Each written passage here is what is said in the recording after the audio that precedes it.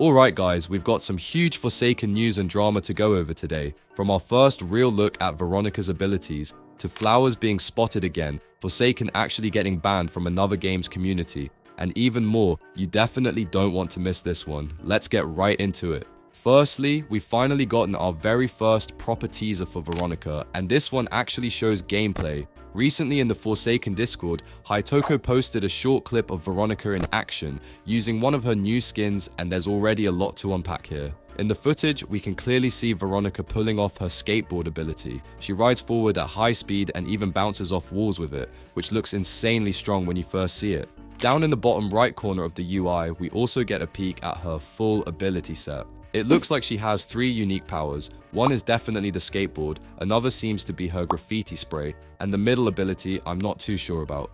On the left, we also see a graffiti counter, which seems to max out at 3 sprays. Now here's where things get interesting. Every time Veronica uses the bounce mechanic, the game gives a message saying you need to spray graffiti first. That suggests her bounce isn't a default skateboard trick, but something that links directly to the graffiti mechanic. Basically, wherever you spray graffiti on the map, it creates a spot you can launch yourself off with the skateboard. In the teaser, Veronica was bouncing back to back like crazy, but that's most likely because the devs turned off the graffiti requirement for testing. Even Hitoko admitted you won't be able to bounce that much in normal matches. Of course, this has already raised some concerns about balancing. At first glance, it looks like she could just chain infinite bounces and escape any chase, but there are already hints that this won't be the case. For example, the devs could make graffiti placements require spacing so you can't stack them together. They could also add a cooldown timer for each bounce, forcing you to think before chaining them. And importantly, we see in the clip that if you mistime the ability, Veronica actually slips off the skateboard, leaving her vulnerable. Another possible counter is that killers might be able to destroy graffiti, similar to how other objects in the game can be broken to deny survivors their abilities. That would give killers an active way to punish Veronica for relying too much on her setup. Either way, this is really exciting because it's the first time we've seen Veronica in action beyond just concept art. Even if her kit needs some heavy balancing, the idea of a graffiti plus skateboard combo survivor is super unique and adds a very different playstyle compared to the rest of the roster. It's great to finally see progress, and it looks like she could become one of the most creative survivors Forsaken has ever added. There was also something else that caught people's attention in the Veronica teaser, and it wasn't even related to her gameplay. A bit into the clip, you can actually spot a large version of Flowers' model just standing there in the background while Veronica's abilities are being showcased. This small detail had a lot of people hyped and speculating right away. Now, if you've been following Forsaken teasers for a while, you'll know that Flowers popping up in these kinds of clips isn't exactly rare. He's shown up in the background of dev teasers before, which has led to the idea that the devs either use him frequently for testing purposes, or they just enjoy sneaking him into these teasers. Still, seeing him again here is definitely enough to get the community buzzing.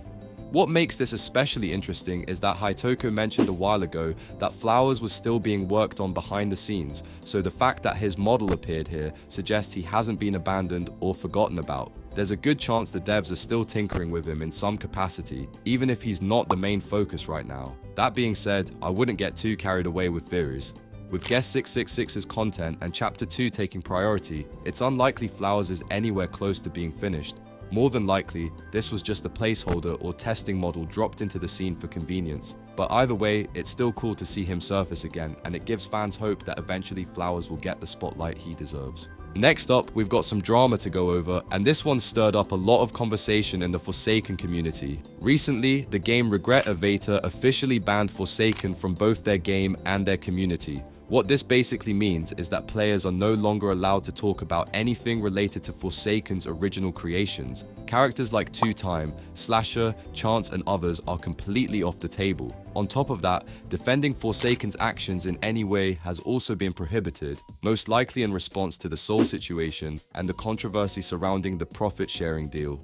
Now, as you can imagine, this decision has sparked a ton of backlash. Many people feel like Regretevator is blowing the situation out of proportion, pointing out that Hitoko and the Forsaken dev team really didn't have much of a choice when it came to the deal with Soul. They argue that, without it, Forsaken might not have even survived, and that most developers, if put in the same position, would have done exactly the same thing. Others have gone even further, calling out Regretevator's own community for being toxic and filled with its own history of drama. Some players feel that it's hypocritical for them to take the moral high ground when their own game has had its fair share of controversies. A few even suggested that Regretevator's devs have always disliked Forsaken, and this was just the perfect excuse to finally distance themselves and enforce a ban.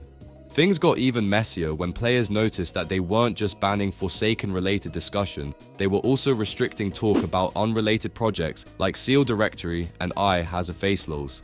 This upset the creator of them, who felt completely disrespected since their work is independent and not tied to Forsaken at all. They even reached out to the devs directly to address the situation. The bigger concern here is what this might mean going forward. People are worried that this could set a pattern where other games and communities start banning Forsaken-related content too, whether it's discussion, profile pictures, or even avatars inspired by the game. If that happens, it could isolate Forsaken players even more and hurt the community's ability to thrive outside the game itself. At the end of the day, this feels like another ripple effect of the Soul controversy, one that's now spilling over into other games and communities. But what do you guys think? Are they justified for distancing themselves from Forsaken, or is this just unnecessary drama being made bigger than it really is? Next up, we've got some really exciting news regarding John Doe's redesign and his upcoming Milestone skins. Awaken confirmed that he, along with a few others, is taking charge of John Doe's Milestones, and from what's been shown so far, some major changes are already in motion. If you didn't know, Awaken has been heavily involved in John Doe's current redesign, so it makes sense that he's continuing that work to flesh out his milestones as well. Looking at the redesign itself, John Doe already looks drastically different from before. His once plain corrupted arm has now been reimagined with a much bulkier and more intimidating look. Instead of just being a flat, dark black infection, his arm now has streaks of red running through it, almost resembling veins or runes, which gives it a far more menacing and cursed vibe. The corruption is no longer limited to his arm either. It's spreading across his chest, replacing what used to be just a simple black stain on his shirt. His hands, feet, and even parts of his head also carry these glowing runic streaks, making him look far more corrupted and dangerous than ever before. Awaken himself even added an interesting detail when responding to a comment. Someone mentioned that the new design for John Doe's arm looked like it belonged more to Milestone 4 rather than his base redesign. Awaken clarified that Milestone 4 has already been completed and that it's even more corrupted and messed up than the base version we're seeing now. That's huge news. It means not only are John Doe's milestones well underway, but we can also expect Milestone 4 to take things to a whole new level. What's exciting here is that this hints John Doe's milestones won't just be basic like before. Instead, they'll be fully fleshed out evolutions of his design, adding more layers of corruption and lore with each stage. With Milestone 4 confirmed to be much more detailed than the base redesign, it's safe to say these new milestones could end up being some of the most visually striking in Forsaken so far. This progress also suggests that John Doe's milestone set is much closer to completion than people initially thought. And considering how iconic John Doe is, it feels fitting that his milestones are finally being given the attention and detail they deserve. That's all the Forsaken news and drama I've got for you guys today. Make sure to like and subscribe so you don't miss the next update.